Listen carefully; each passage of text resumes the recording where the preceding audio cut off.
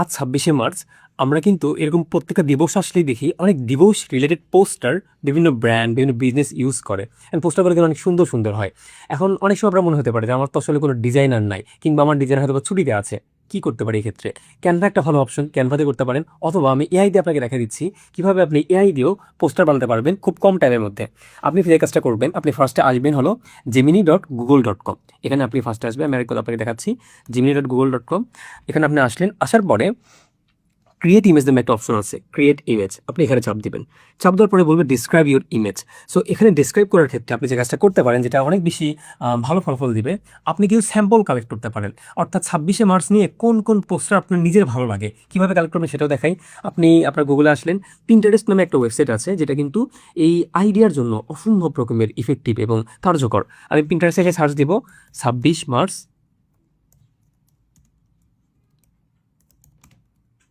আমি সার্চ দিলাম।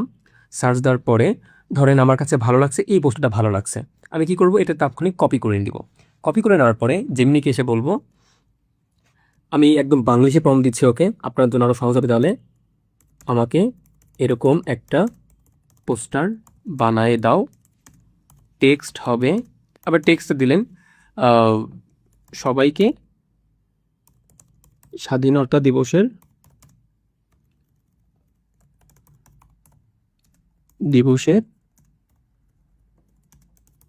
শুভেচ্ছা।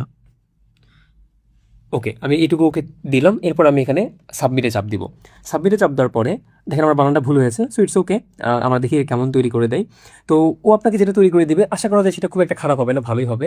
তবে মাল্টিপল টাইমস আপনি যখন তাকে আরেকবার ইনস্ট্রাকশন দিবেন, ওকে টেক্সট চেঞ্জ করে দিলেন, ওকে হয়তো বললেন যে তুমি আমার এই যে স্মৃতিসৌধ এই সাইডে দাও, তখন দেখবেন ও আরও ভালো কাজ করবে। তো আসেন দেখি ও আমাদেরকে কী বানিয়ে দিচ্ছে।